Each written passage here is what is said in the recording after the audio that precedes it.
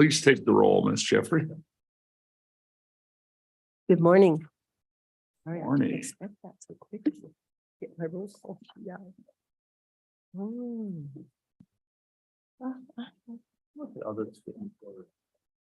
Here we go. Representative Bear, Here.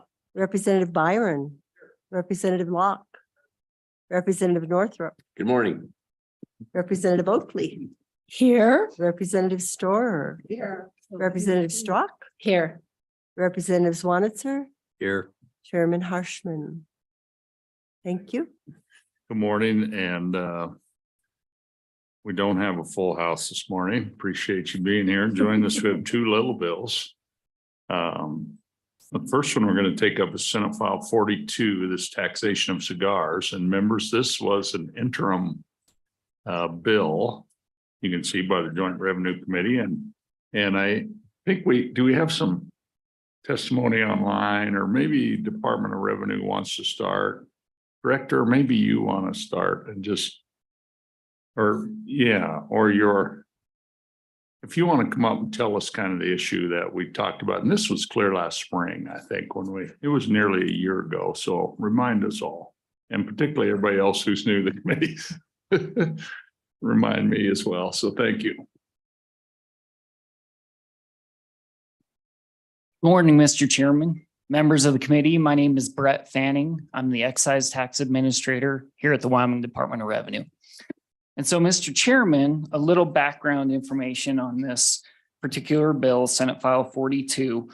So in looking at it, it does a couple different things. So the first aspect of it is it puts a minimum tax, a cap on a cigar that is sold here in the state of Wyoming. So that's kind of the first aspect of it. The second part of it is that it shifts the reporting period for taxpayers who have to actually pay this tax to the state of Wyoming. So right now, if you are selling a cigar here in the state of Wyoming, you pay that tax up front. And then depending on how long it takes you to sell it, then you recoup that tax when you actually sell the product. This particular bill, what it does is it shifts that reporting period so you don't have to float that tax until it's sold. So, Mr. Chairman, this bill is a little different than when we were talking about in the interim. It did, yes, sir. Mr. Chairman, the amendment that came in is before there was actually a definition of a premium cigar in this bill. The Senate took that part out. And so now, basically, this bill just has two parts to it. So it provides a cap on cigars here in the state of Wyoming, and then it shifts the reporting period for cigars only. And so, Mr. Chairman, I can walk through the aspects of this bill if you would like, but that's essentially what it does. Just a little more background, just so our two memories working on this. Really, we were talking about a premium cigar, and these are, I think, rather expensive. It's not a little cigar you buy maybe in a convenience store or something. These are more expensive cigars, kind of in a setting where you go to a shop and you maybe visit about how this cigar tastes, and you would, but anyway, they're more expensive cigars. And the whole idea was to not pay that tax right when you buy it, when the retailer buys the expensive cigar, but after he sells it. So he doesn't have to float that tax. That was the whole idea. So if you pull out your white copy, which is in your, and I'll just tell you, we have a white and a blue copy, right? So you can see how the bill was amended. So, and you can see starts on page 1, premium cigar. So we defined it. And then 30 cents per premium cigar. But then the Senate just basically removed all that, and it's 30 cents on every cigar. Mr. Chairman, that's correct. Not to exceed 30 cents.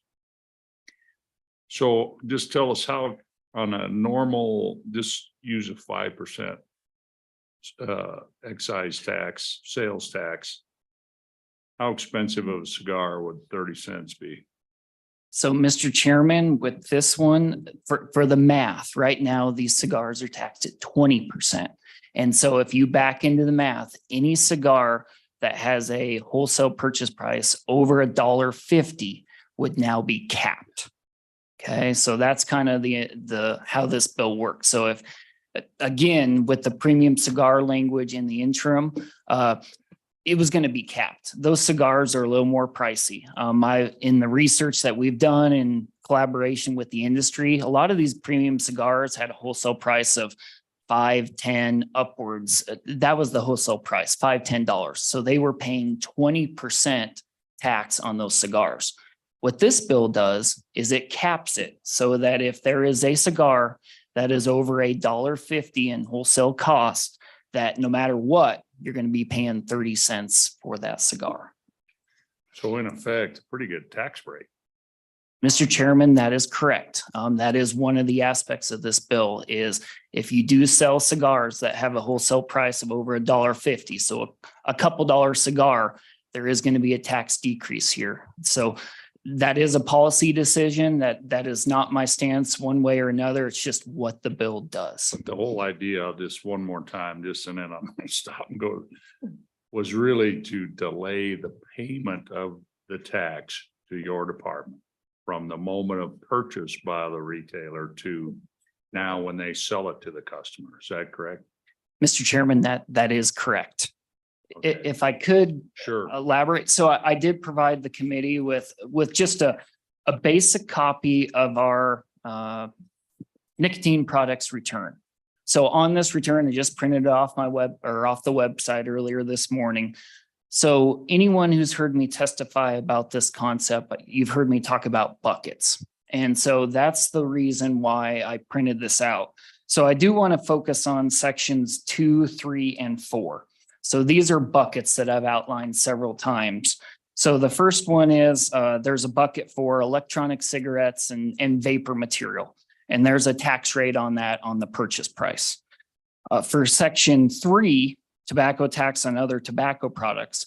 This is currently where folks who have to license with us and pay tobacco tax to the state of Wyoming, this is where those cigars fit into in this other tobacco products category, and it's at the 20%. If you follow me down to section 4, this is moist snuff products, and this is your Copenhagen, kind of those type of products, and it is at 60 cents per unit. And so those are the buckets. We do have another bucket, which is cigarettes. I'm not going to get into that aspect of it, but these are the buckets that we're talking about right now.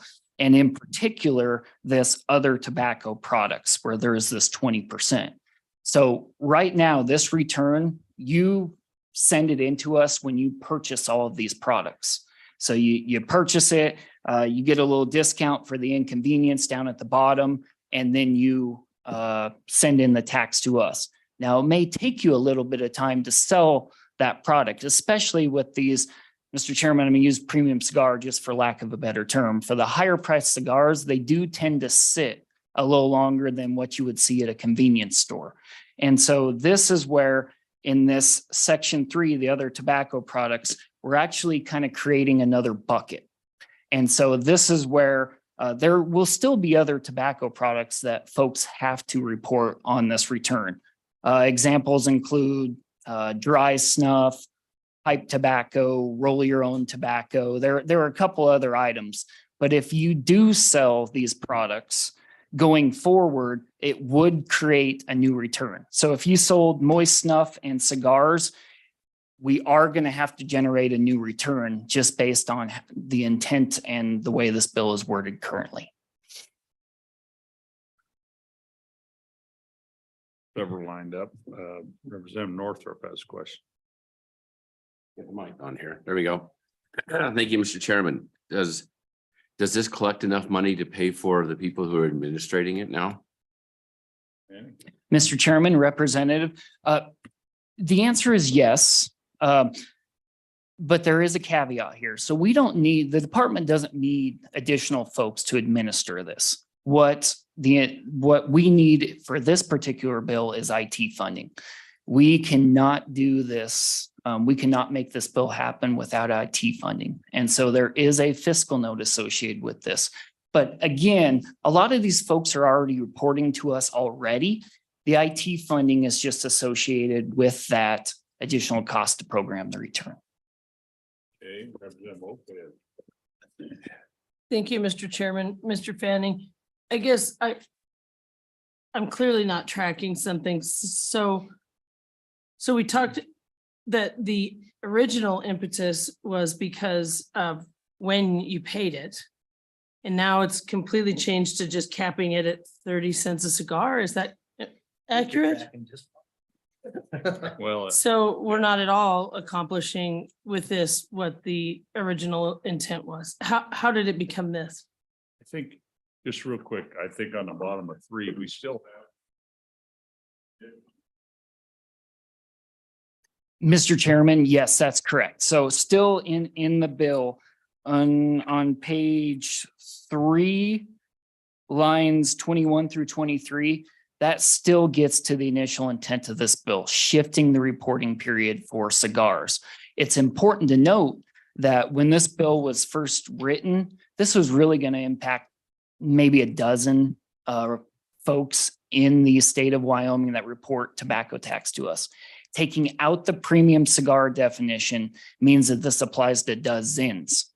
And so it was pretty specific initially, but removing that definition means it applies to all cigars. And we do have a lot of companies in Wyoming who sell cigars into our state.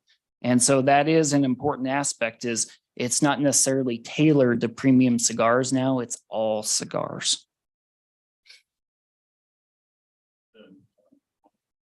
Just checking, Mr. Chairman, is there a revised fiscal note with the amendments the Senate's done, or could you maybe quickly have any idea what the new impact is?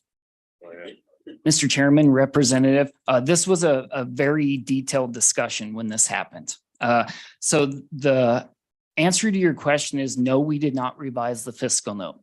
The reason for that is because I received feedback from the industry that maybe my estimates were a little high based on the wholesale cost of a premium cigar. So they were saying it's not out of the ballpark, but it may be high on the cost. Now, when the Senate removed the definition of premium cigars, this meant there were more cigars that were going to fall into that category. So kind of the effect of those, I decided in collaboration with LSO to leave that fiscal note as is.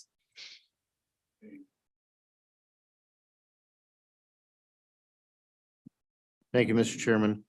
And thank you, Director. This is a technical question. On page 2, we have section B, where we're taxing wholesale at 20%. And I see that on the return here.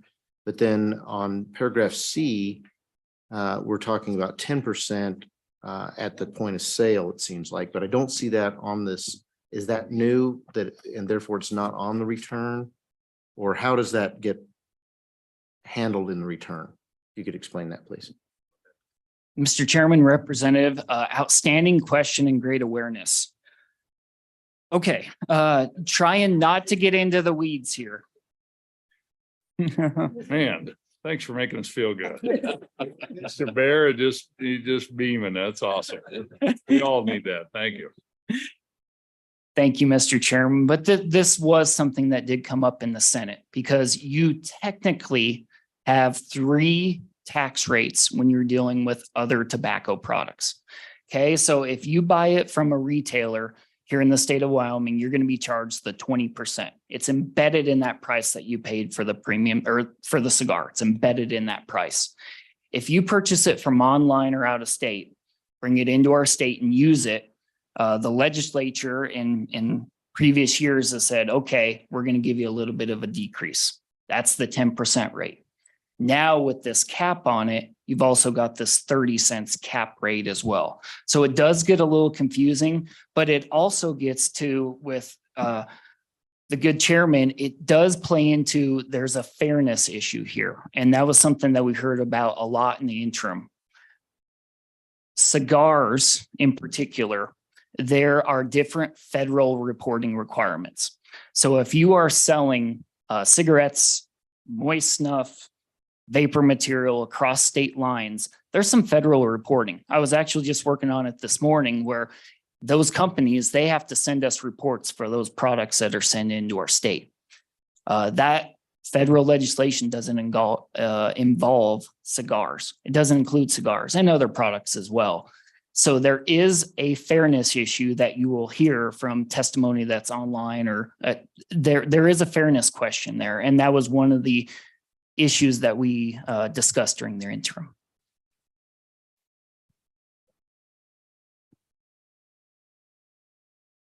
The customer purchasing online is going to pay a lower tax rate, potentially that it, as the law currently is, and one goes to the shop in your hometown. Mr. Chairman, yes. Yeah, that's part of it. Okay, that's part of the story for sure. Any other questions? Okay, very good. Appreciate your. Mr. Chairman, I do have a Yeah, couple. go ahead. But before I step back, the first part is the effective date. In speaking with our IT programmer, this one has a July 1, 2023. This is going to be difficult for us to program in our system in that time period.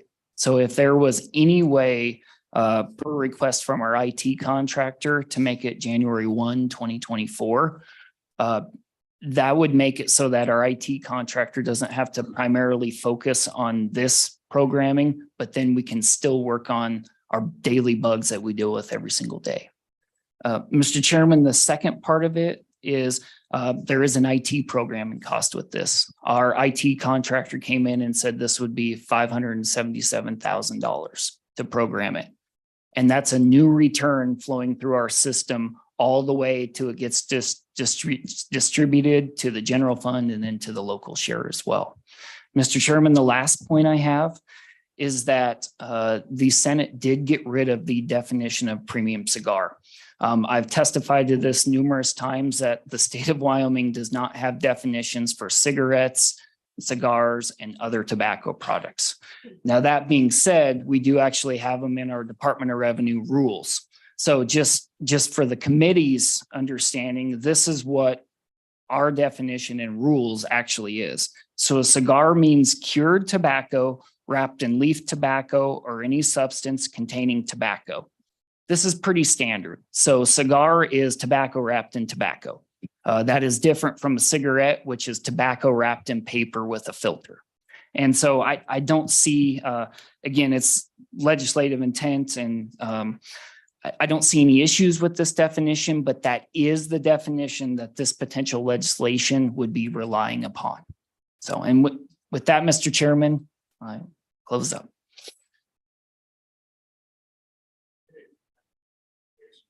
Tony, and you're still in the room, so you're not off the hot seat yet. So thank you. Appreciate you.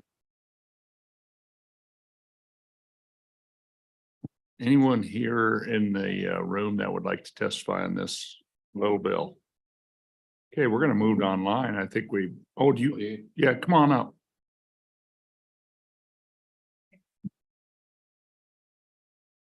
Good morning. Introduce yourself and who you represent.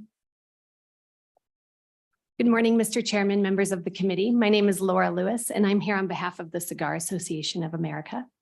And we appreciate the opportunity to have worked with you all in the interim on this bill. And we understand why industry brought this bill, local industry. We are neutral on the bill as it applies to the reporting. And then we are the ones who requested removal of the definition premium cigar. We believe that it's unnecessary by setting a threshold at 30 cents, you achieve the same desired outcome. And giving that cap to those products that are more expensive. Otherwise, you're applying a tax on a product just because it's higher quality or it's more expensive. So we think it's unfair to segregate and define premium and give them different treatment under our tax code. We think it's cleaner if you just have a cap and achieve the same outcome. Okay. Any questions, Ms. Lewis? Representative Norfolk. Thank you. Ms. Lewis, are you all right with the cigar being defined as a tobacco wrapped in tobacco? Mr. Ms. Chairman, Lewis? Representative Northrop, yes, that is consistent with the federal definition. Okay, very good. Okay. Representative Oakley has a question. Thank you, Mr. Chair. So I was just trying to get my calculator out. I mean, what's the percentage then if you've got a $20 cigar and it's capped at 30 cents? I mean, just to talk as fairness, then all of a sudden that rate is very low. Mr. ahead, Chairman, Ms. Lewis. Representative Oakley, that's correct. It's your policy decision on where that cap would lie if you seek to pursue one. There is a cap on the federal tax. I think just recognizing the significant range of pricing that you have in the product line of cigars that doesn't necessarily exist in some of the other tobacco product lines. But I believe that 30 cents came from the folks requesting the bill. And what is that federal rate again? It's 10%? I apologize. I had not checked. I have it back in my notes. It's, I Okay, how want to say about the 57. folks who some purchase cents. a cigar online? They pay what percent? They're not paying the 20%. Mr. Chairman, currently, they are not paying the 20%. The Cigar Association is working with Mr. Fanning and Director Henson. States across the United States are looking at statutes and codifying language that will ensure collection. And so we're in communications with them to talk about what is necessary in Wyoming to achieve that parity. Okay. Representative Oakley has another question. Thank you, Mr. Chairman. So I know that you said, you know, policy wise, it's up to us, but it seems backwards to me. So I just did a $20 cigar. I get 1.5% tax. So that is the reason right behind a premium would be, I mean, you're talking a whole category where somebody's less price driven. And then, and it's a premium. So by definition, they're, you know, that's built into it. And then in the end, the effect this has is they receive the lowest tax. So I again, I know it's policy, but do you, what do you have to, any more on that? Ms. Lewis, what do you think?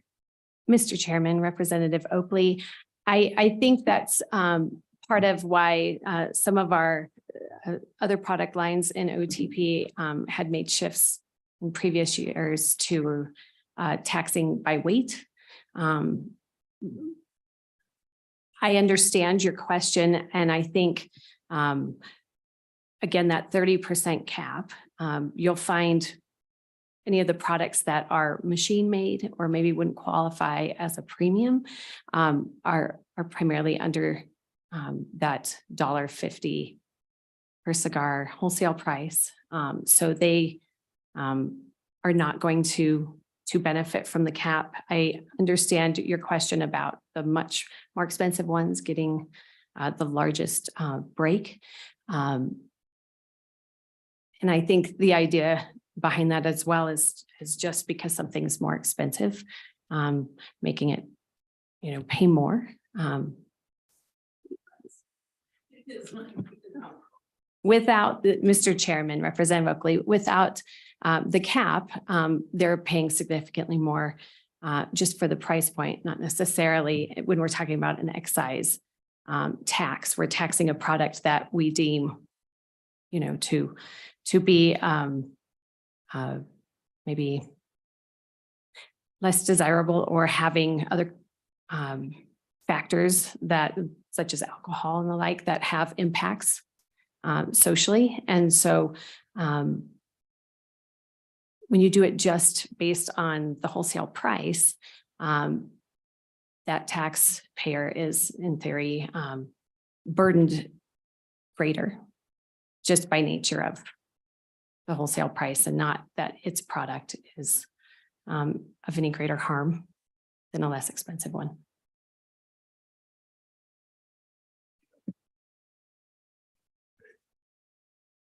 Thank you. Anyone else here in the room would like to testify on this bill? Okay, seeing none, we're gonna move to online. Who do we have? Mr. Chairman, we have a number of people online right now. Donovan Short has his hand up, so I. will Yeah, go let's ahead. start with Mr. Short. Short. If anyone else would like to testify online, if they would raise their hand.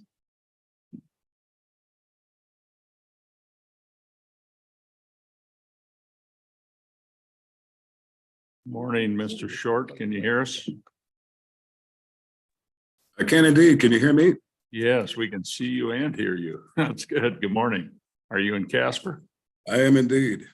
Okay, welcome. And you've heard the discussion. Any testimony you have on the bill and the Senate changes in particular? And because you were involved in this for the committee's background from the very beginning, really, it's really a constituent issue that you brought forward. So Mr. Chairman, I appreciate that very much. As mentioned, I'm Donovan Short. I'm the owner of Casper Cigar Company. We're just a small Wyoming premium cigar and pipe tobacco retailer here in Casper. I think some color in kind of the real world play out of some of the discussion, I think would be more, perhaps I could be most useful. As mentioned, a Wyoming cigar consumer experiences just a dramatically different tax burden than most other products that come to mind. We get misunderstood a little bit in this hobby, and people tend to draw comparisons to cigarettes, which always makes us scratch our heads a little bit because we're a little more like a craft beer or a small batch, wine connoisseur in our experience. But it's worth noting that just to play out the tax example, a customer that buys a premium cigar at the typical price point would need to smoke 60 cigarettes to encounter the same product tax found in one single cigar. If you go back to the craft beer analogy, we have one of the most reasonable taxes in Wyoming in the nation at 2 cents per gallon. And they experience that as consumers the same way, whether they're drinking a cheap beer or an expensive craft IPA. That's just unfortunately not the case in cigars. This legislation would recognize that differentiation, and it would cap that per unit tax, as about 14 states and counting have recently done as they check out the same issues with their structures. As Mr. Fanning mentioned from the DOR, the fronting of that tax, having to speculatively front the product tax to the state, is a big deal for Wyoming retailers like myself. Products take several months to sell in our specialty. Products cannot sell at all. We might have to discount them to a rate lower than what we actually paid to try to recoup some revenue. Products can be damaged, and none of that really matters under the current structure. It's a big cash flow impairment to businesses. We can't reinvest as easily in our businesses, and we kind of get discouraged from laying in inventory, which is important these days because you have inflation, you have constant price hikes, you have supply chain problems. And this legislation would simply fix that by collecting that product tax just as sales tax is currently collected, assessed as we sell the items to the end consumer, not as we buy them. And lastly, as it came up a bit, but I wanted to kind of clarify here, it would put Wyoming small businesses on a fair footing with our largest competition, which is not each other, it's the internet. Most internet sellers in cigars are based in tax-friendly states, and by a large multiple, they are the #1 seller of cigars in Wyoming. And don't get me wrong, we believe strongly in the free market. We know that anybody in any retail space right now is competing against online sellers, but we're kind of doing so with one hand tied behind our back by the state because the out-of-state sellers are not subject to that 20% product tax, and only in recent years have some, not all, begun to submit sales tax. So this proposed cap does not completely level that playing field. It doesn't pick winners and losers. It just puts us closer to competitiveness. And in result, we believe that it would shift some of that business that's currently out of state to in-state sales, which would increase the state's sales tax revenue and add to the economic impact in Wyoming from companies like us. We employ Wyoming people, we pay Wyoming taxes, we support Wyoming charities, and we keep our modest profits circulating in our communities to provide some growth rather than just extracting it from afar. So I would close with a quick example. I'm assuming many of you are familiar with Lutz Alberts here in Casper. It's an apparel Western outfitter. They sell apparel, and so does Amazon. Amazon sells a lot more apparel in Wyoming than Lutz, and they do so at a lower price. But Lutz competes just like we do on service, customer experience, product knowledge, being able to touch and feel something. That's the free market. But if this body woke up one day and decided to put a 20% tax on cowboy hats that they only applied to Lou Talberts and did not apply to Jeff Bezos, I suspect that would probably be an unpopular decision, but that's exactly what we would deal with as premium cigar retailers every day in Wyoming. So I hope that context helps the deliberations. I very much appreciate the time, and I'm here for any questions you have. Okay, thank you for joining us in your testimony. Members, any questions of Mr. Short? Okay, appreciate you sticking with us. This is a classic deal of a citizen legislature and civic engagement. I think we started this last spring, I think, in Lander, I believe, so appreciate you sticking with us on this issue. So thank you. Thank you, Chairman. Okay, next, who do we have? Mr. Chairman, I admitted Mary Zarmak. Okay, good morning, Ms. Zarmak. Welcome. We can see you and hear you. Okay, great. Good morning, Mr. Chairman and committee. I appreciate you taking the time to listen to your Wyoming businesses. I am the Senior Vice President of Government Relations for Smoker Friendly and Gasamat. We have 9 stores in your beautiful state. We are headquartered in Boulder, Colorado, but we've been doing business in Wyoming for the last 40 some years and love our business there. Most of our stores are a little bit different than Donovan's stores, but we do have 2 that are very, very similar with premium cigars and having a nice lounge and, you know, kind of a community type of gathering place, one in Cody and one in Cheyenne. And, you know, I'm really not going to go through everything that Donovan went through and our lady from the CAA, because I think they covered a lot of things. You know, the one thing I would tell you, and it seems like there's a little of a question, I just would love to reiterate that these online sellers of premium cigars, we don't have online sellers in the tobacco industry anymore other than premium cigars. They have been pretty well shut down by the PACT Act. So that's pushed cigarettes and moist snuff and all those types of items to our brick and mortar stores in, and so it's good. Problem, you know, it's easy to say that you might be charging 10% and the state's catching them all. But the reality is, and we know because we actually have an online business and we always pay the taxes when we get orders out of state. It actually resides in Tampa, Florida, but we also supply our stores with premium cigars. So we always pay the taxes, whether it be sending them to our stores or sending them to a consumer who orders from us. And in Wyoming, you have a fairly large online buyership, if you will. You know, people like to buy things online, and our products are one that they can get. And if it's 20% less or more, you know, you don't have the sales tax, you don't have, and in some cases, most cases, they're not paying any of the excise tax. So it really becomes an unfair playing field for your brick and mortar stores. And I would also reiterate Donovan's comment that, you know, we hire and employ and provide benefits for good, hard Wyoming workers. We put money back into the communities where we do business lovingly because we love our stores in Wyoming and the people of Wyoming. So I just think it's something that you need to keep in mind, that it really is a fairness. And I know it feels kind of funny. And then the last thing that I would just say is, because of the type of stores we have, I can tell you, if you just wanted to take any category in our store, be it cigarettes, moist snuff, the turns we have on cigarettes is we turn those about every 10 days in our stores. The turns on our walk-in humidors is more like an annual turn.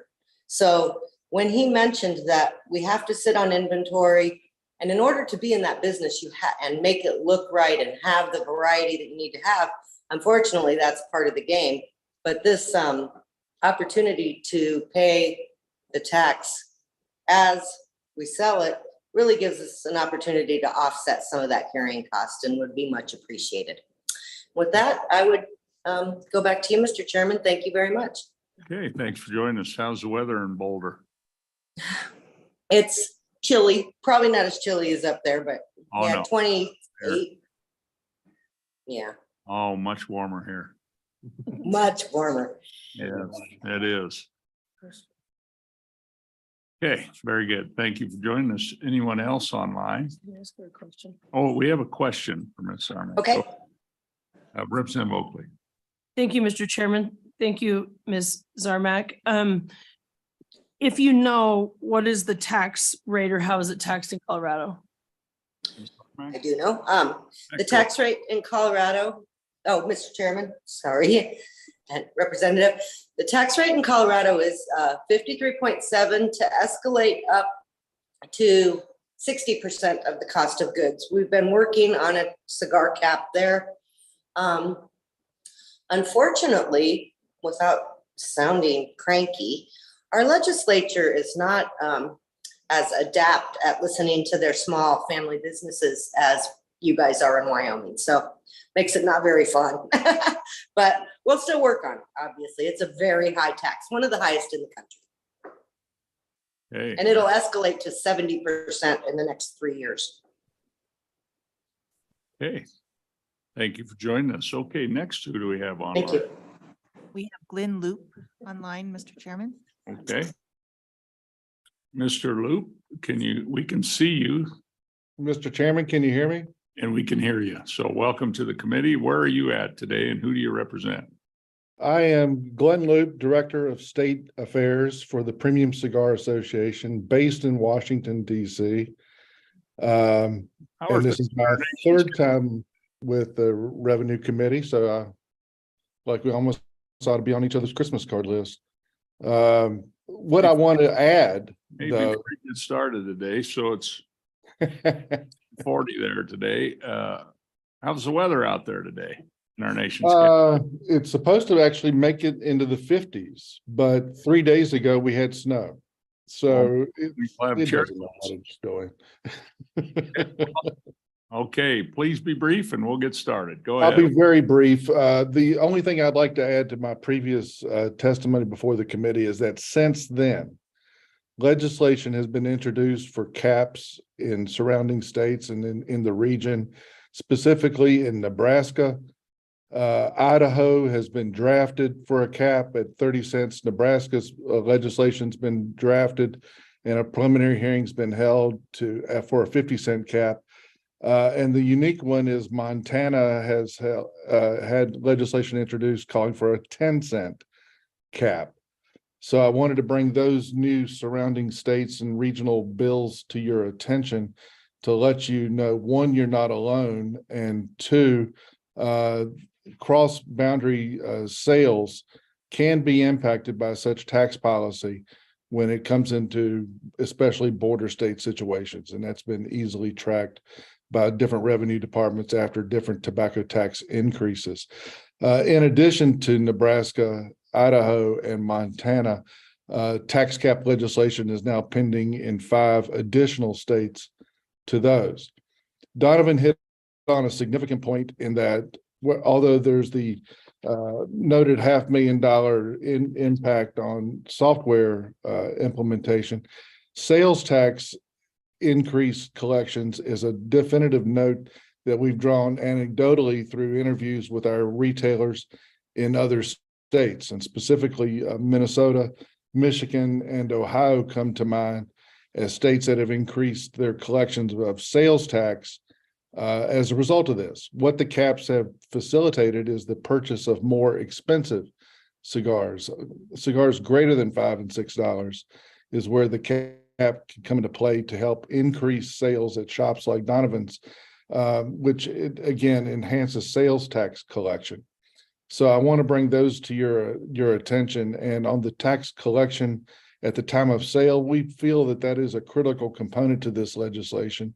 And in fact, the fact that you've already incorporated this into this bill is now serving as a model for legislation that will be considered in the state of Nevada. So with that, Mr. Chairman, I'd be glad to take any questions and wanted to bring those surrounding states and regional tax cap bills to your attention. Appreciate that. Okay, any questions? Representative Oakley has a question. Thank you, Mr. Chairman. So just to be clear, you said they've been drafted, just like this has been drafted, but none of that has passed as of this point. Is that accurate? Have not passed, Representative, but first, they've been introduced in Nebraska and Montana. Nebraska has conducted their first hearing on the bill. Montana, I'm not sure, but I think they've conducted at least one hearing. I might be wrong, but it's definitively been introduced. And I've seen the draft of the proposed Idaho legislation, which is virtually identical to yours at this juncture. Very good. Thank you. Okay, thanks for joining us. Thank you, sir. Anyone else online? Mr. Chairman, I admitted Kristen Page Nye. Okay, Ms. Page and I. Good morning, Mr. Chairman and members of the committee. For the record, my name is Kristen Page Nye, and I am here representing today the American Cancer Society Cancer Action Network. Okay, can you just, we can hear you, but we can't see you. Right, and I was just gonna say, the reason you can't see me is I have an eye infection and you really don't want to look at my face right now. I apologize. Hey, where are you at this morning? Where are you located? You bet. I am in Missoula, Montana. I cover for the American Cancer Society Cancer Action Network, both Montana and Wyoming, and I can answer some questions about the Montana cigar tax reduction bill as well.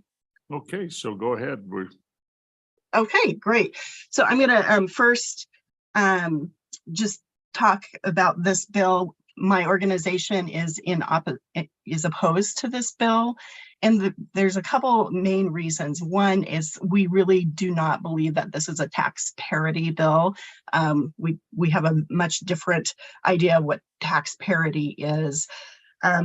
As we work on trying to reduce the death and disease caused by tobacco, which is pretty significant, especially smoking, and cigars are combustible and are part of the expense that costs the state of Wyoming quite a bit of money.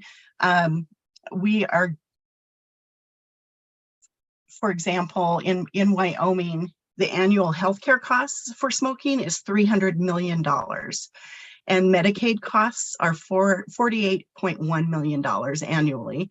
And then the tax burden for federal and state taxes for Wyomingites per household per year is $908 per household. So I guess, you know, as you look at tax parity among the tobacco products that are sold in Wyoming, would really strongly encourage you to make sure that we're not rolling unintendedly folks from one product to another because it's cheaper. And with this bill in its amended version, it taxes all cigars, and it will make those cigars much more cheaper for especially kids. And we know 90% of all long-term smokers start when they're before the age of 18. So please consider that.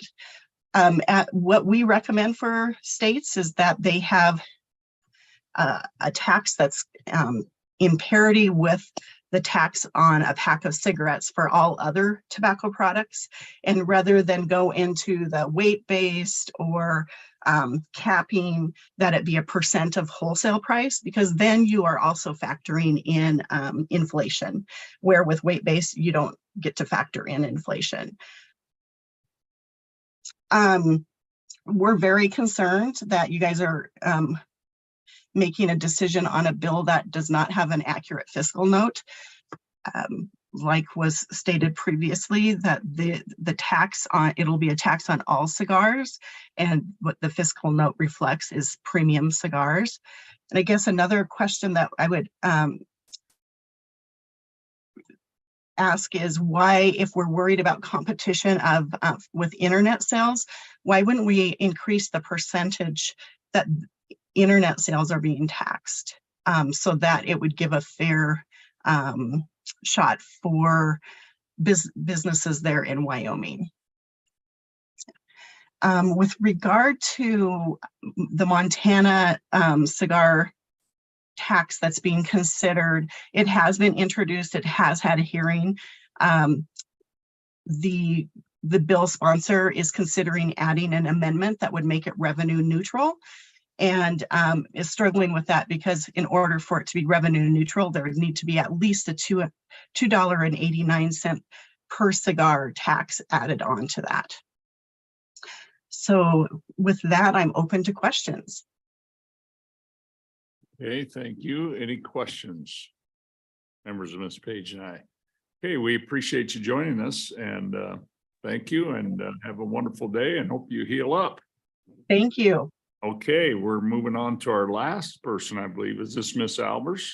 Yes, it is. Liz Albers, Mr. We Chairman. can see you. Can we hear you?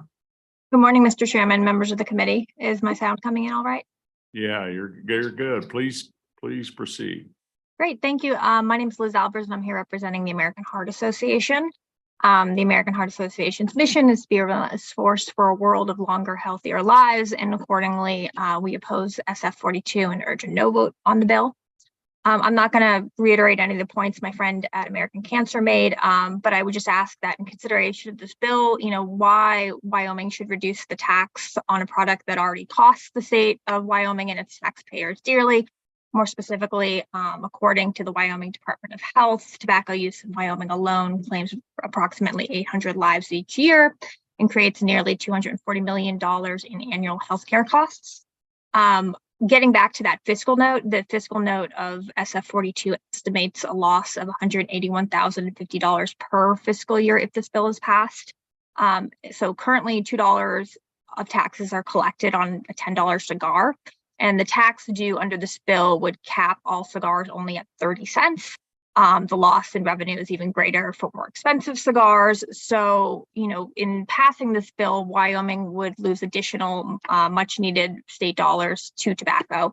And again, obviously, we've discussed already how the amendments in the Senate increase or open up this to all cigars, not just premium.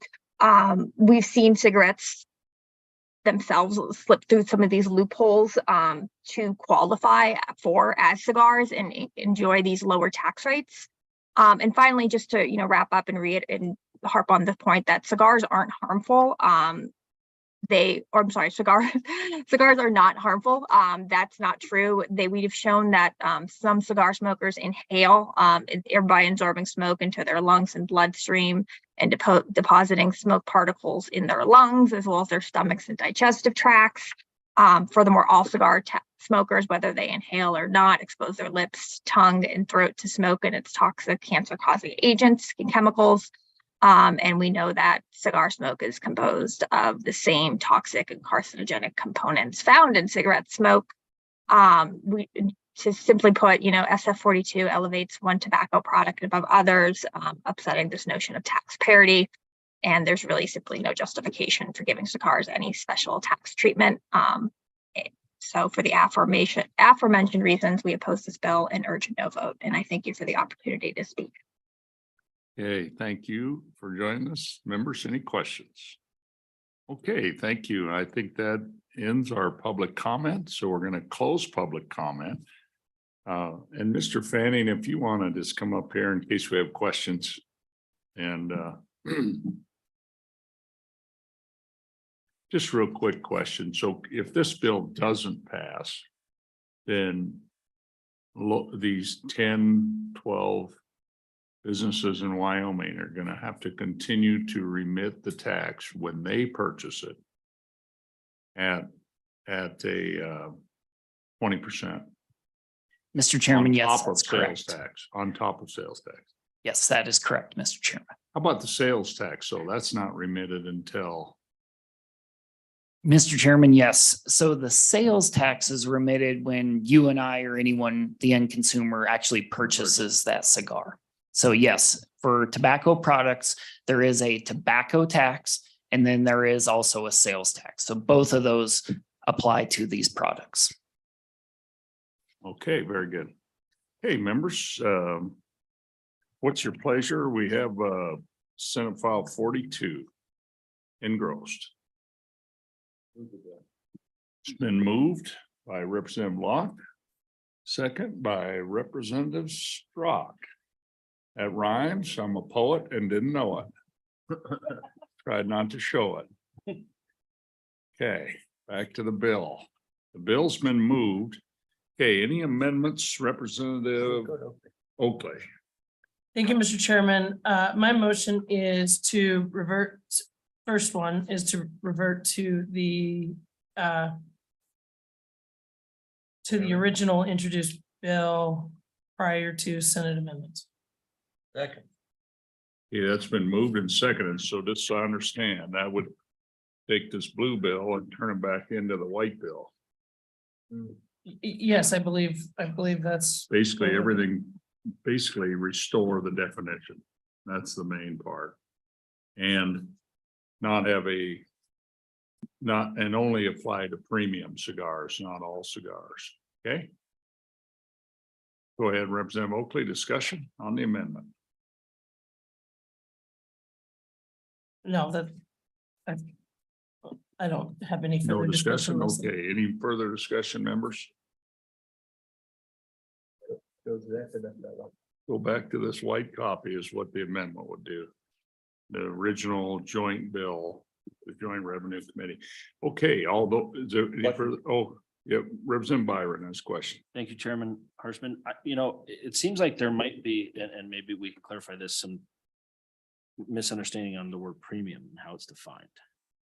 So if that, yeah, I don't, or the committee or anyone, I just don't know, as we're discussing, moving back to this, the original bill, I just would like to try to get some more clarification on how it may be defined, or if it's something we need to try to define. Maybe. Mr. Chairman, Representative, yes, there was a lot of discussion on that definition. So the premium, the intent here, going back to the interim, was that these cigars are different.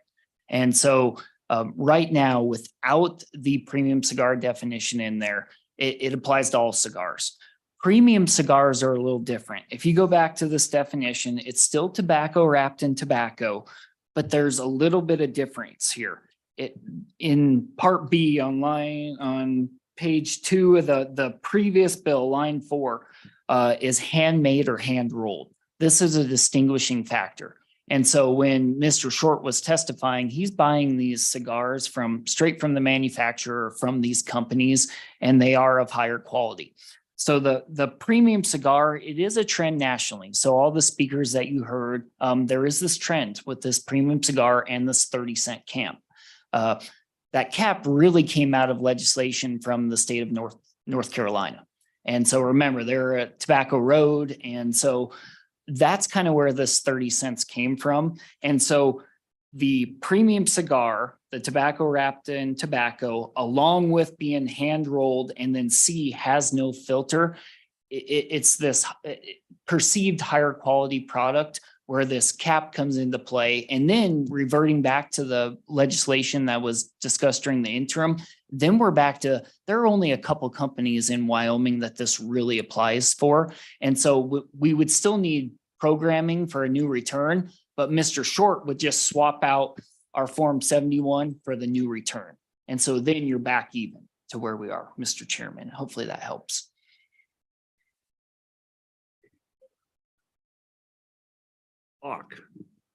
Thank you, Mr. Chairman.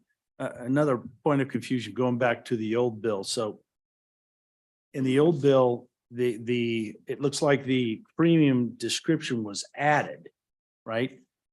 So does that bill then change it to where this legislation doesn't apply to all cigars? Is that an accurate statement? Does that kind of change the entire tax part of for all cigars?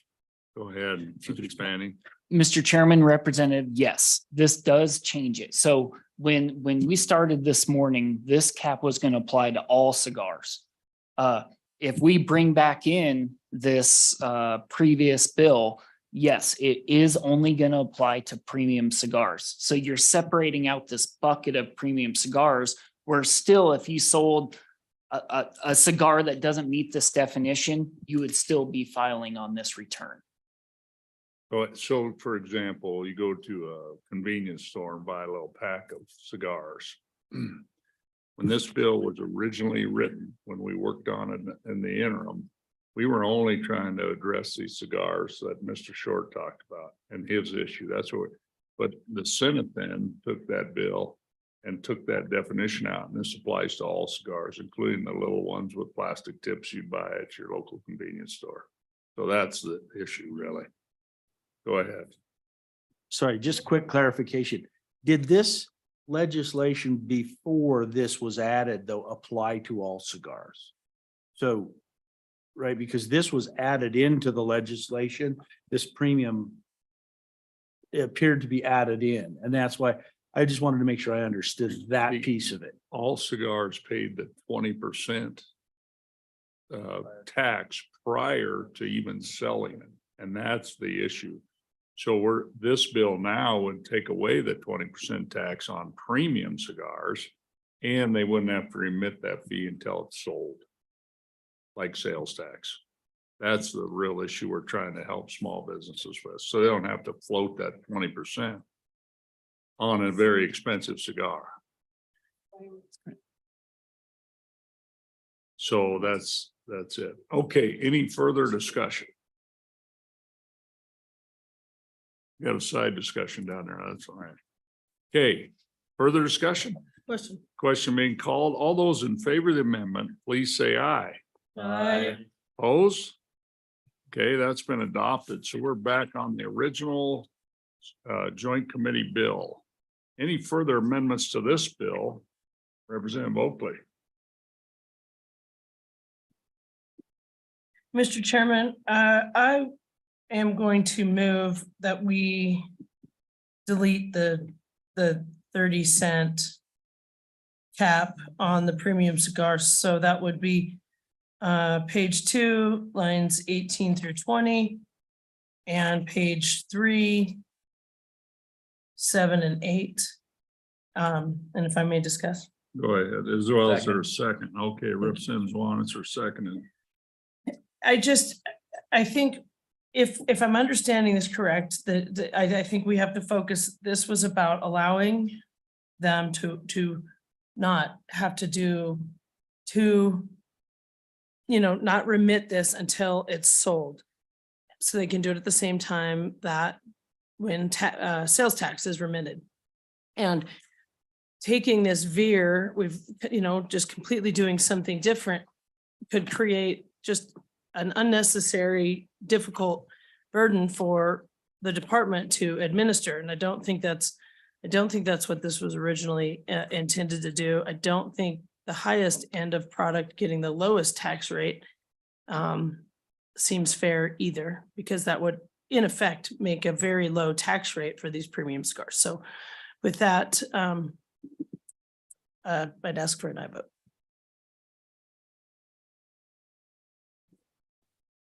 Representative Bear.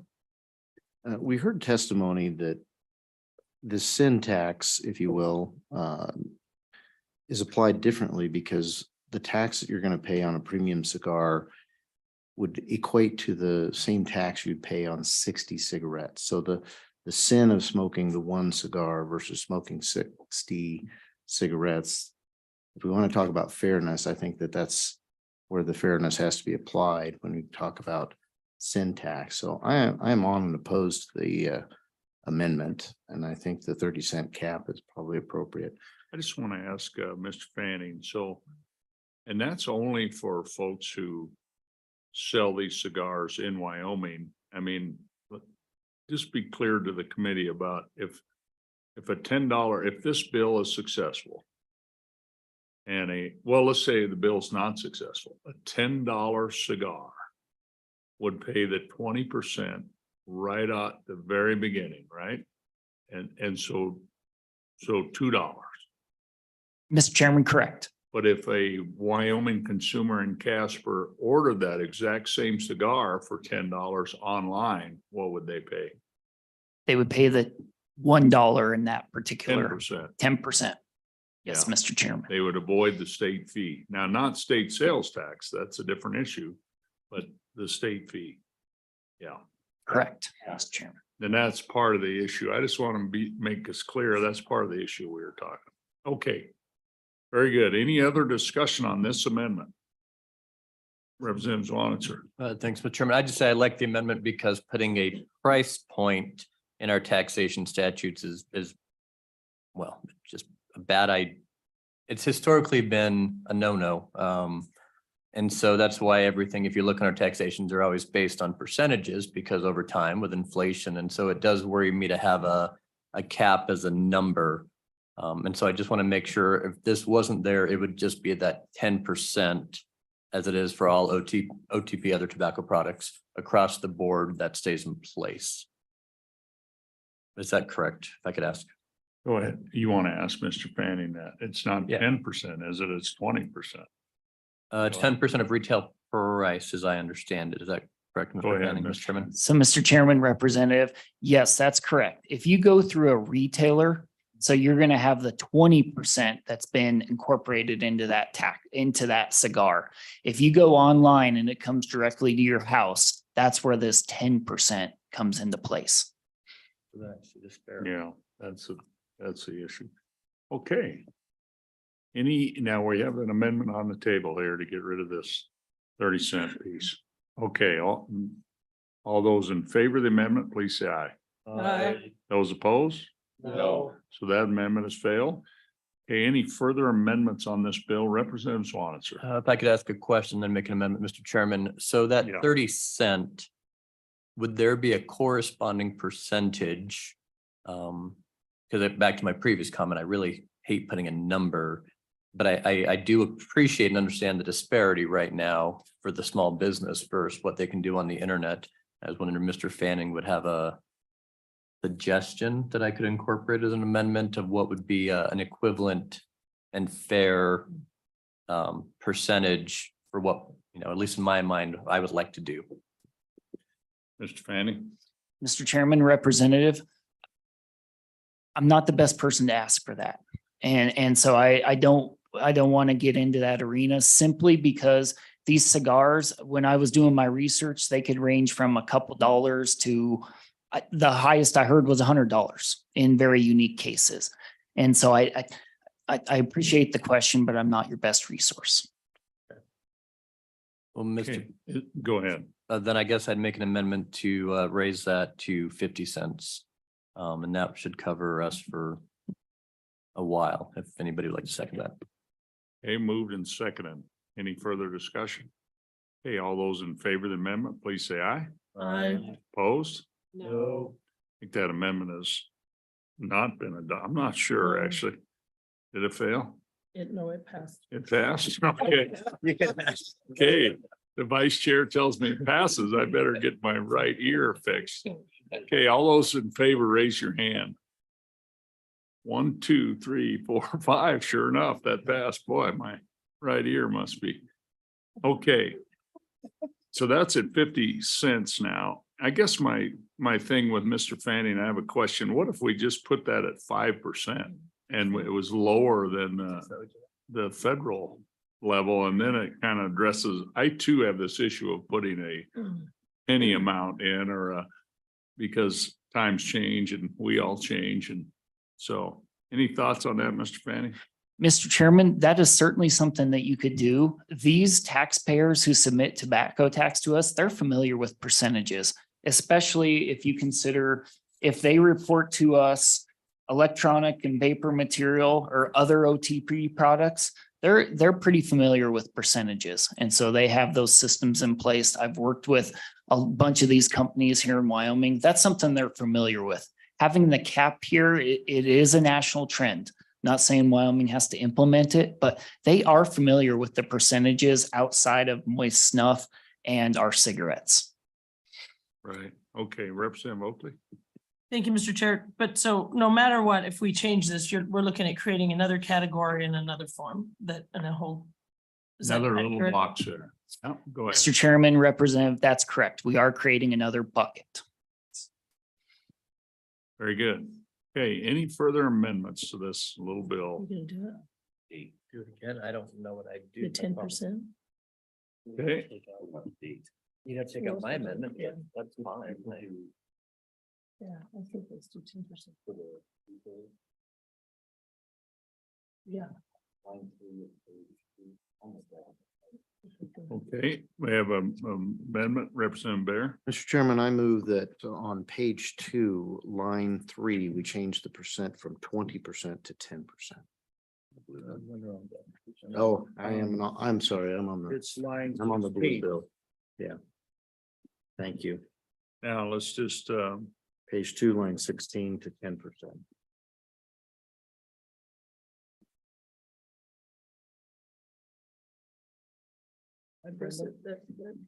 I think,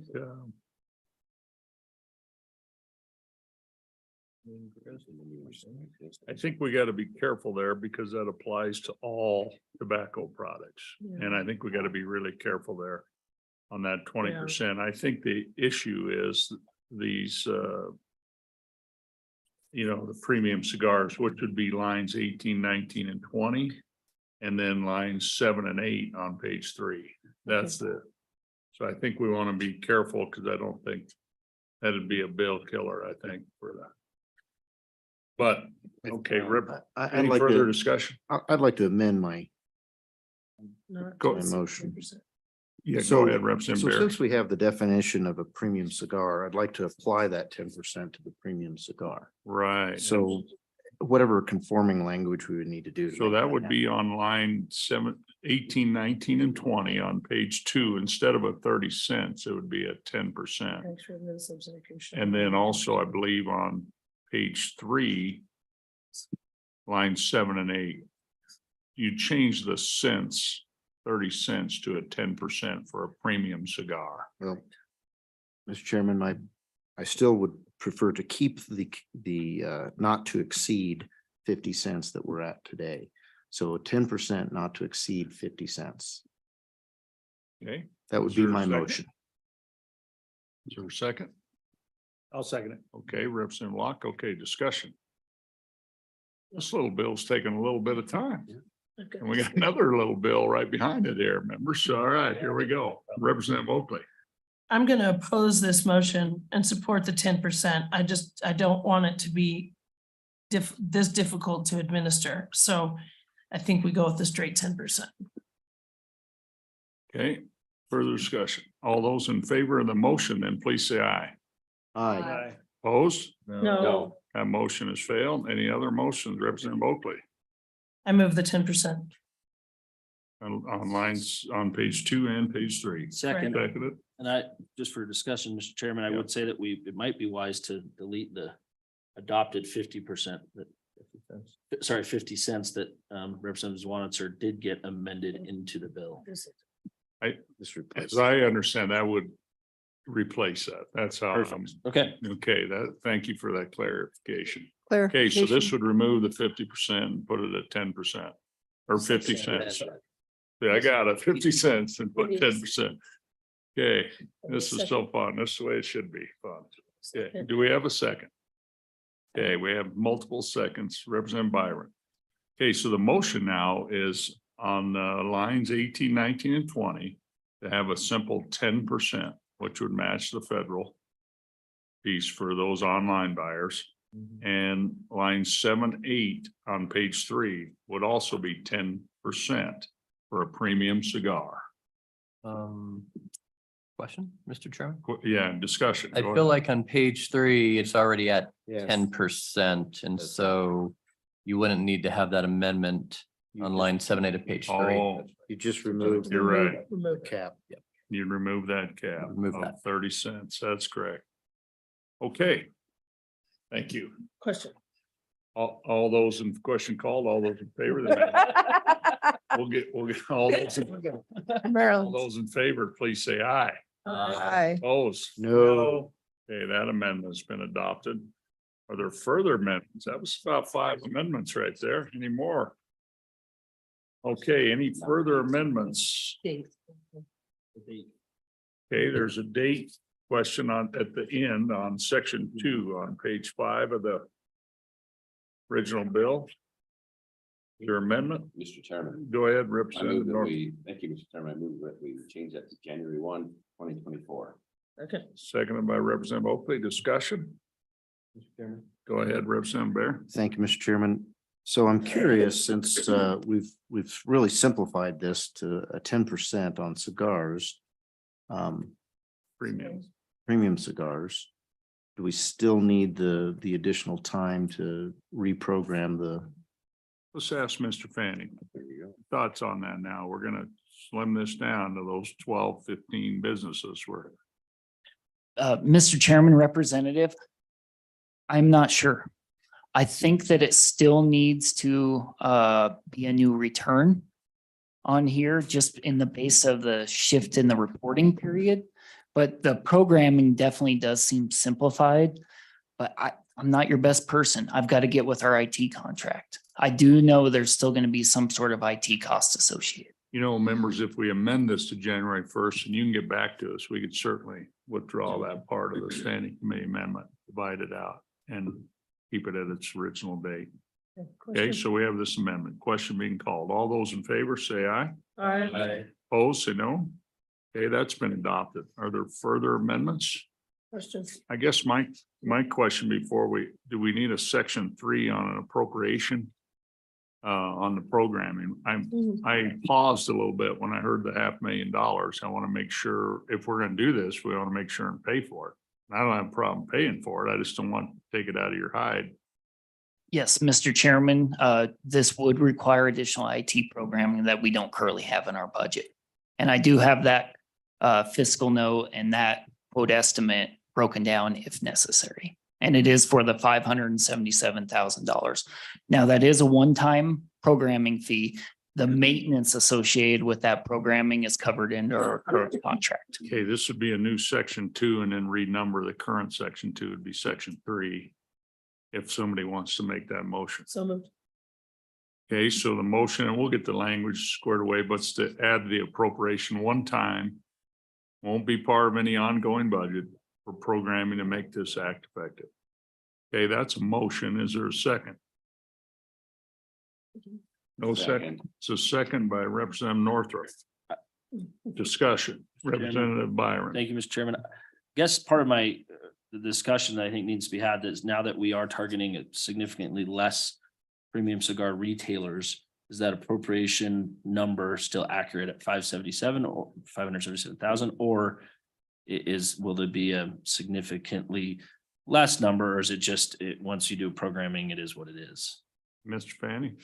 Yeah, Mr. Chairman, Representative, the second part, it is what it is, because we're still going to need to do this return, whether it's one person or 100, or one vendor or 100. Okay, Question. okay, discussion. Question being called. All those in favor of the motion, please say aye. Aye. Opposed? Okay, that's been adopted. Okay, any other amendments? Got a good little bill here, I think. Question. Okay, question being called on the bill. Please take roll on Senate File 42 as amended. Yes, sir. Representative Bear, Aye. Representative Byron, Aye. Representative Locke, Aye. Representative Northrup. Aye. Representative Oakley, Aye. Representative Storer, Aye. Representative Strock. Aye. Representative Swanitzer. Chairman Harshman. Thank you.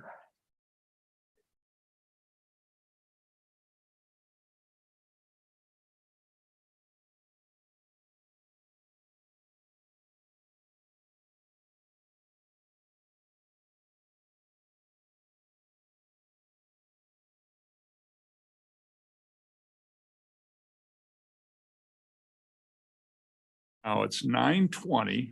That little bill took a lot longer than we thought, but this little bill won't.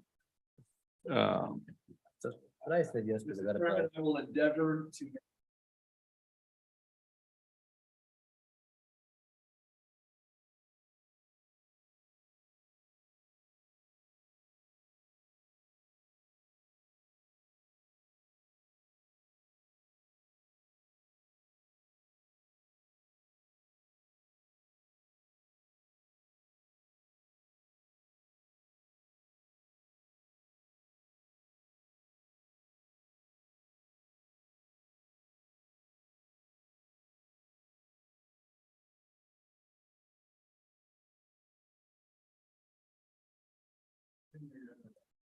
And so anyway, welcome this morning. I'm so happy to be here. Jane Mockler, the chairman of our board, sends her regrets. She had to be out of town for some medical appointments, and she said she always loves to interact with the legislature.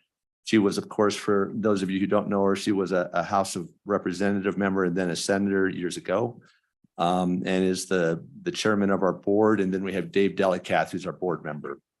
I was appointed to this board 7.5 years ago by Governor Meade. And I, like I said, I have lots of experience with tax matters.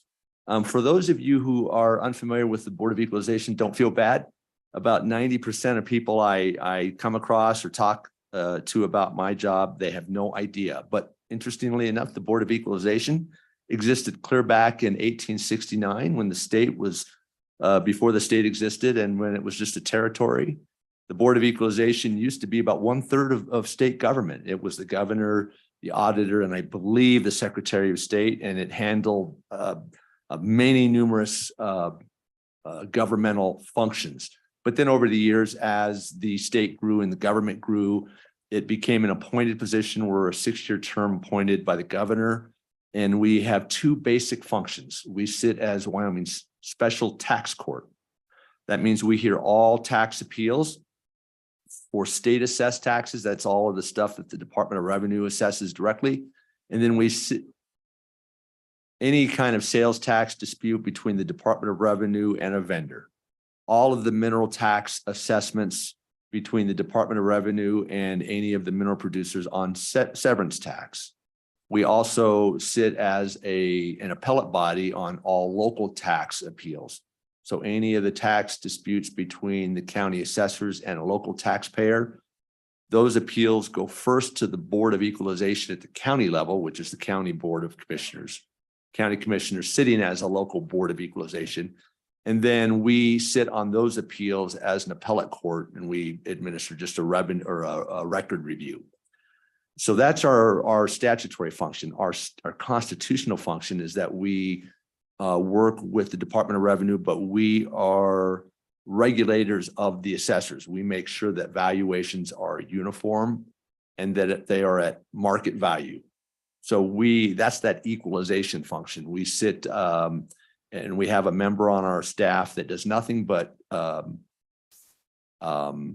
statistical analysis to measure the valuations across every county to make sure that all of those valuations fall within a statistical range and are tied to fair market value or the sales of property.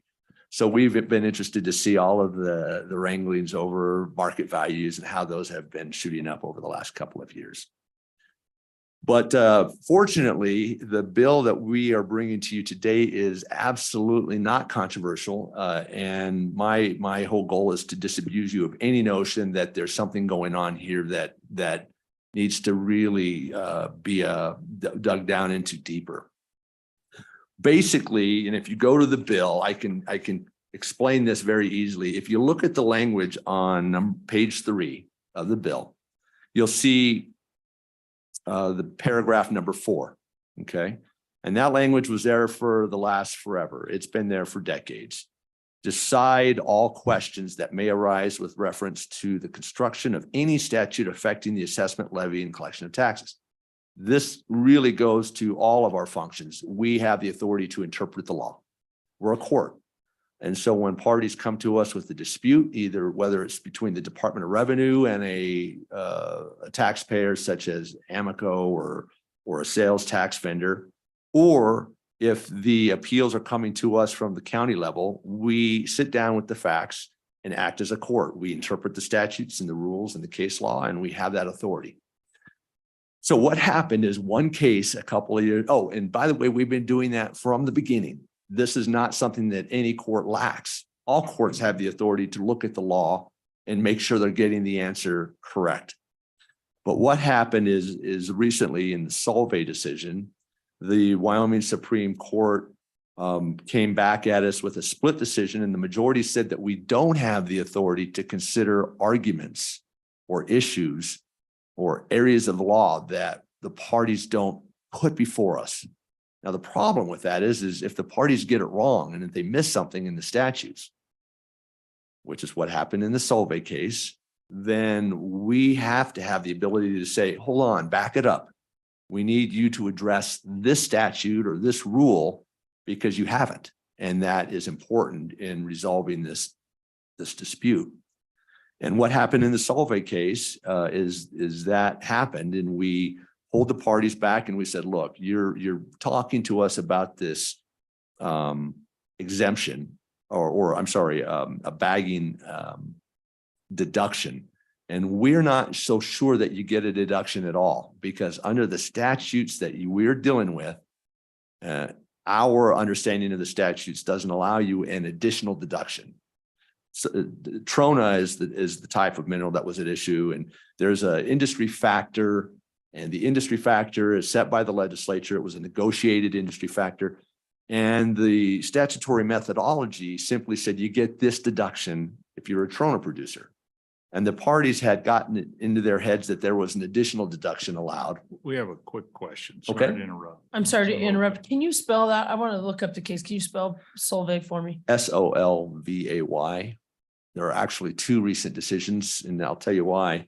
But what happened is the court, we said you both parties, the department and Solvay, you missed part of the statute that we need to talk about, and we had them brief it.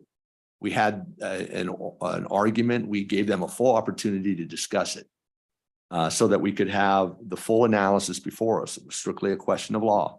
And we actually decided in that appeal that they did not get an additional deduction, even though both Solvay and the department had assumed that there was. And so what happened then is Solvay said, well, the board should not have been able to require that we issue or talk about this other question. And the court in a split decision 3-2 said, that's right. Board of Equalization, you didn't have the authority to tell the parties they had to look at this other part of the statute. And so that is why we came up with the language here. Interestingly enough, that same case came back the very next year, and the department agreed with our interpretation. And so the next time around, it went all the way up to the Wyoming Supreme Court again, and the court said we were right the first time. However, the damage had already been done when the court said that we didn't have the authority to make the parties address every aspect of the statute. It leaves us in quite a quandary. When the parties, for whatever reason, miss part of the statute, they miss something, and we don't have the ability to queue up those issues and make sure that they talk about all of the parts of the law that they need to, we run the risk of issuing really bad law or incomplete rulings, which is what happened in the first Solvay case. And of course, that can be misleading to the rest of the public and can cause additional expense when the parties have to come back and redo the case with the right issues presented for resolution. So the provision that we came up with simply, it really addresses this little glitch that I'm, with all due respect, the Wyoming Supreme Court created when it decided we didn't have the authority to act really as a responsible court. A court has to be able to say, everybody, we've got to get this right. Let's make sure we get all of the parts of the law into the discussion, even the parts that you may have overlooked. I can tell you this does not allow the Board of Equalization to require parties to fight about claims they don't have a dispute over. That's not what this is about. It just ensures that that language, the beginning provision, that part that says decide all questions that may arise with reference to the construction of any statute, that applies clear across the board for us. What the court did is said, okay, that's only when you're sitting as an equalization body, not as a court, which didn't make a lot of sense to me. If you look, when you get to that case, if you look at the minority, which was done by Justice Boomgarden and Justice Davis, they perfectly responded. It wasn't enough to persuade the 3 members of the majority, but that's precisely what this board has always done, sat as a court and resolves disputes between parties and attempts to get it right.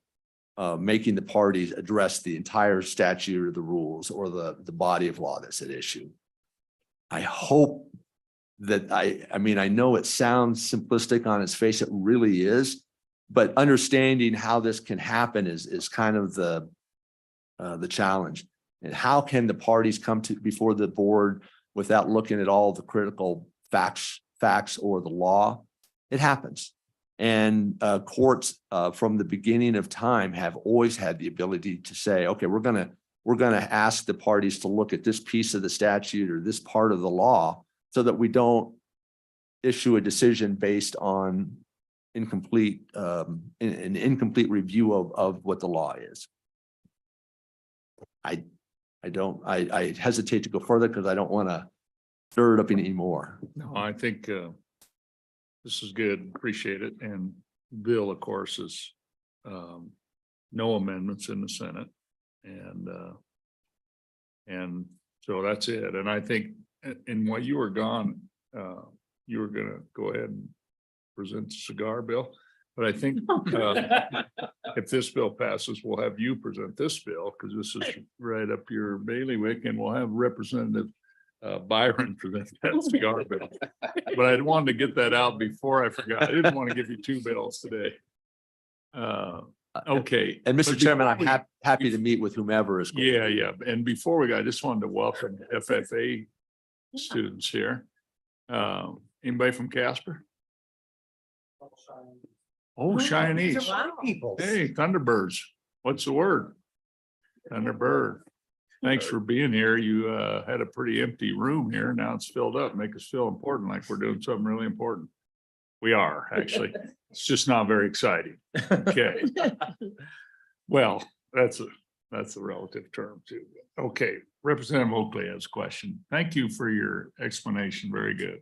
Starts on. Thank you, Mr. Chairman. Mr. Hartzog, I hope I'm saying that right. So I guess, and I haven't looked into these cases, I should have before this, so forgive me, but so I'm assuming, like, when it says department, was this the DOT or was this the Department of Revenue? Looks like the Department of Revenue, like, so clearly represented by attorneys, correct?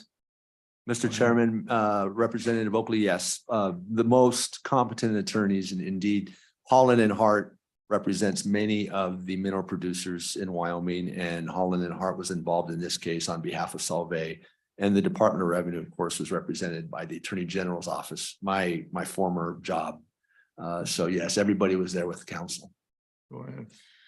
So I guess I'm a little concerned about creating a different process. And I guess maybe that's where the question is when saying, like, I mean, the court process is usually set, like addressing issues not raised by the parties. I mean, that's how it works in other courts of law. So why would we actually do something different here? It seems like there's more parity if we treat it if like a court and not change and make different rules for it. And I know it's high level stuff, taxes, but like you say, with representation. So if the lawyers missed something on this case, I don't see why we change the rules for this court, if you will, based on that. Mr. Hartzog. Mr. Chairman, again, Representative Oakley, a very nuanced question, and this is what I was hoping to avoid, and please don't take that as a slight. Nothing is changing from what we've always done. All this is doing is addressing the recent Wyoming Supreme Court decision, which is a 3-2 decision telling us we have to respond just to the presentation of the law as defined by the parties. And if we see something that they have missed, we can't ask them to address what they've missed. That's not what courts do, but that's what the Wyoming Supreme Court said that we had the authority to do, no more. And so all this is doing is clarifying really what we've always done from the beginning, what every court has always done from the beginning. But because of this Wyoming Supreme Court decision, which we're bound by, all we're trying to do is close that little snag that decision creates. That's it. And so there aren't a different set of rules. In effect, what the court says said is really what you've missed all along, Board of Equalization, is you didn't have this kind of ability to look beyond what the parties are bringing to you. And that's what we're trying to clarify is, yes, we do. We always have, all courts always have. And this language that we're adding just makes it clear, no matter how we are involved, we can address the law in its entirety. Okay, Representative Zwanitzer has a question. Thanks, Mr. Chairman. So your situation you keep presenting is basically negligence. They don't talk about it. They don't know the law. What happens if it's intentional? They purposely might know that there's another statute way over in left field, but they're not going to bring that up in their case. And that's my concern. What happens if one of the parties is fully understanding they don't probably have the right legal ground, but they're not going to tell you that? So your ask then is for you to be able to decide on your own as a Board of Equalization to go pull in those other laws they're not talking about and make your decision. That's my concern. How would you agree? Mr. Chairman, Representative Zwanitzer, I guess I don't see that as a negative. In effect, if we have a dispute, remember every case out there is precedent. We issue a decision, it's cited by the courts, it's cited by other taxpayers, it's cited by other authorities. So what we have to do in any instance, what any court has to do is make sure they try to get it right. And all we're talking about here is the court has to be able to not necessarily be limited to what the parties have specifically put in their brief. Because they do make mistakes, they miss things. If you ever go to the Wyoming Supreme Court and listen to arguments, you will hear the court members say, well, have you considered this provision over here? And hopefully the taxpayer knows or the party knows by then and has looked at it. But if they haven't, you'll hear the lawyer up there go, no, I haven't, Your Honor. But the point is the judge of the district court, the county court, Wyoming Supreme Court, really any court, if they're going to get it right, they have to have the ability to say, okay, the parties are looking at these two principles of law, two provisions in the statute. But here let's for instance, let's say we have a session law. We all know that not all session laws are the actual statutes that make it into the book. Sometimes you have sections of a session law that say something very important that you don't put into the text. Well, that's all law. Let's say the parties miss it. Happens. And the court being, with good clerks or with the wherewithal to really do a deep dive into what the law is, says there's a provision here where the legislature was speaking to us. They just didn't put it into the text of the statute. It's important. Should the court have the ability to take that section from the session law and say, well, what about this, counsel? Well, of course they should, because without that ability, the court's not going to be able to look at the law in its entirety, which means it could miss something. It could miss the legislative intent. It could miss the intent of the ordinances if we're talking about counties or cities. I mean, on any level, the body of law is what it is, but the parties don't always, for whatever reason, and sometimes they're in a hurry, sometimes they don't, sometimes they're pro se, right? But the court has to be able to get it right because their decisions are going to be relied on by future parties. And that's the body of law that we hope to be able to rely upon. And I just want to remind everyone, we've got 20 minutes. And this is a nice little bill. Won't take us long to work it, but I just want to make sure are there folks online? Very good. Anybody here that wants to testify on this bill? I'm just trying to gauge our time. Anybody here? Okay, very good. So this is your deal. We've got a few more minutes to keep while you're in the hot seat. Okay, any more questions of Mr. Hartsock on the bill? Is there any more? Representative Storr? Thank you, Mr. Chairman. Thank you, Mr. Hartsock. Just in clarification, what the statute was that led the court to hold that the board lacked the authority. And I realize that's what we're trying to fix, but I'm just curious, what part of statute did they look at to determine that? Go ahead. Mr. Chairman, Representative Storr, it's interesting. Like I mentioned, we wear two hats. And when you read the majority, if you do pull out the first Solvay decision about 4 years ago, The court distinguished between our two hats. We sit as a tax court, our statutory authority, and our constitutional authority, we sit as an equalization body. Well, so if you looked at the board's authority, which is this statute here, if you looked at this entire statute, which is, it's kind of long, but it's a whole list of our authorities, 39-11-102.1. Interesting decimals in that statute code.